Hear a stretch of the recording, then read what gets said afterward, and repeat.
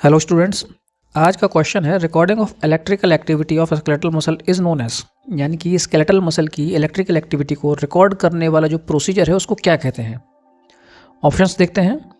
Electromyography, इलेक्ट्रोएंसेफेलोग्राफी, electrocardiography और electroconvulsive therapy. तो आज हम पहले गलत आंसर का पता लगाते हैं, सही आंसर का तो लास्ट में लगाएंगे। तो ऊपर के जो 3 ऑप्शन है इनमें देखेंगे लास्ट में ग्राफी लिखा हुआ है और जो लास्ट ऑप्शन है उसमें थेरेपी लिखा हुआ है। तो यहाँ पे एक चीज़ तो क्लियर हो गई कि लास्ट ऑप्शन सही नहीं है। थेरेपी ट्रीटमेंट प्रोसीजर हो गया और ग्राफी डायग्नोस्टिक प्रोसीजर है। तो ऑप्शन समझना शुरू करते हैं। पहले बात करेंगे हम इलेक्ट्रोकन्वल्सिव थेरेपी या ईसीटी के बारे में। ईसीटी एक ट्रीटमेंट प्रोसीजर है जो कि मेंटली इल पेशेंट को दिया जाता है। आपने अगर साइकेट्री, मेंटल हेल्थ नर्सिंग पढ़ा है तो इस शब्द को जरूर सुना होगा। इलेक्ट्रोकन्वल्सिव थेरेपी या जिसको ईसीटी कहा जाता है, ये सीवियर मेंटल इलनेस में परफॉर्म किया जाता है। इसके नाम से इसके काम का भी पता चल जाता है। इलेक्ट्रोकन्वल्सिव थेरेपी यानी कि करंट का या इलेक्ट्रिक का यूज़ करके कन्वल्जन या सीजर प्रोड्यूस किया जाता है। पेशेंट के फ्रंटो टेम्पोरल रीजन पर बाइलेटरल या यूनिलेटरल इलेक्ट्रोड प्लेस करके करंट दिया जाता है।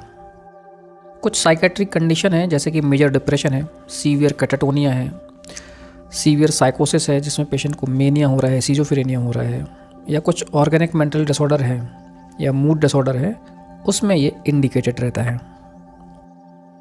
ईसीटी के बाद है ईसीजी। अब ईसीजी 2 होती है, 2 अलग अलग इन्वेस्टिगेशन का नाम या शॉर्ट फॉर्म जो है वो ईसीजी होता है। फुल फॉर्म क्या है? एक है इकोकार्डियोग्राफी और दूसरी है इलेक्ट्रोकार्डियोग्राफी। हमारे पास जो ऑप्शन है वो है इलेक्ट्रोकार्डियोग्राफी। इलेक्ट्रोकार्डियोग्राफी में हार्ट की इलेक्ट्रिकल एक्टिविटी को असेस किया जाता है कि हार्ट का रिदम कैसा है, फंक्शन कैसा है। अब क्यों किया जाता है, क्या पर्पज़ है?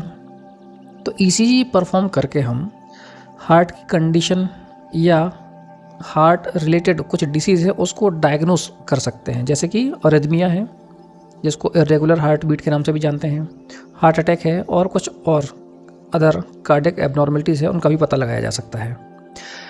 प्रोसीजर में ये आपने परफॉर्म किया ही होगा, मुझे पूरा यकीन है।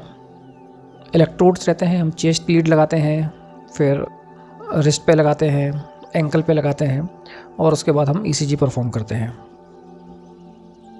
उसके ऊपर एक और ऑप्शन है इलेक्ट्रोएंसेफेलोग्राम, जिसको शॉर्ट में बोलते हैं ईईजी। इलेक्ट्रोएंसेफेलोग्राम ब्रेन की इलेक्ट्रिकल एक्टिविटी को रिकॉर्ड करने के लिए, मेज़र करने के लिए परफॉर्म किया जाता है। ईईजी का यूज़ करके न्यूरोलॉजिकल कंडीशन को मॉनिटर किया जा सकता है या डायग्नोसिस किया जा सकता है। इलेक्ट्रोएंसेफेलोग्राम का यूज़ करके ब्रेन फंक्शन में कोई एबनॉर्मलिटी का पता लगाया जा सकता है। कॉमनली एपिलेप्सी या स्लीप डिसऑर्डर जैसी कंडीशन को डायग्नोसिस करने के लिए ईईजी परफॉर्म किया जाता है। अब बात करते हैं हमारे आज के क्वेश्चन के राइट आंसर की। राइट आंसर है इलेक्ट्रोमायोग्राफी। मायो टर्म मसल के लिए यूज़ होती है। इलेक्ट्रोमायोग्राफी को शॉर्ट में ईएमजी बोलते हैं। ईएमजी मसल की हेल्थ या नर्व जो कि उस पर्टिकुलर मसल को सप्लाई कर रही है उसको असेस करने के लिए परफॉर्म किया जाता है। कोई न्यूरोमस्कुलर डिसऑर्डर है, नर्व कंप्रेशन है या इंजरी है या कोई भी कंडीशन जिसमें मसल या नर्व अफेक्ट होती है, उसके लिए ईएमजी परफॉर्म किया जाता है। ईएमजी प्रोसीजर में या ईएमजी जो मशीन होती है उसमें छोटी छोटी नीडल्स होती हैं, उन नीडल्स को इलेक्ट्रोड बोलते हैं। ये इलेक्ट्रोड मसल्स में स्पेसिफिक जगह पर प्लेस किए जाते हैं। जब भी मसल में कॉन्ट्रैक्शन होता है, मसल कॉन्ट्रैक्ट करती है, तो ये इलेक्ट्रोड इलेक्ट्रिकल एक्टिविटी को डिटेक्ट करते हैं। इन इलेक्ट्रिकल एक्टिविटीज़ को मॉनिटर पर देखा जा सकता है और रिकॉर्ड किया जा सकता है और फिर उसके बाद इनका फर्दर एनालिसिस करते हैं। जनरली ईएमजी के साथ में एक और इन्वेस्टिगेशन परफॉर्म की जाती है जिसका नाम है एनसीएस, नर्व कंडक्शन स्टडीज़, जिसमें नर्व कंडक्शन की स्पीड और स्ट्रेंथ सिग्नल को चेक किया जाता है, जिसके थ्रू हम ये आइडेंटिफाई कर पाते हैं कि कोई पर्टिकुलर नर्व में कुछ डिसफंक्शन या डैमेज तो नहीं है।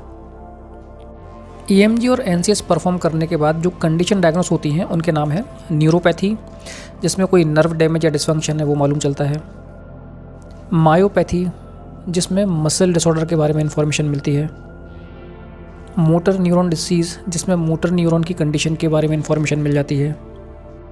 रेडिकुलर पेन या जिसको रेडिकुलेटिंग पेन कहते हैं कि पेन किस नर्व रूट से या किस नर्व रूट के कंप्रेशन या इरिटेशन की वजह से क्रिएट हो रहा है।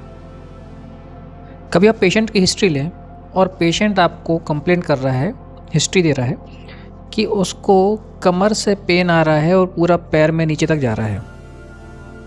इस प्रकार का जो पेन है वो लंबर रीजन में किसी नर्व कंप्रेशन की वजह से जनरेट होता है और जहाँ जहाँ उस नर्व की सप्लाई है वहाँ वहाँ पेशेंट को पेन फील होगा।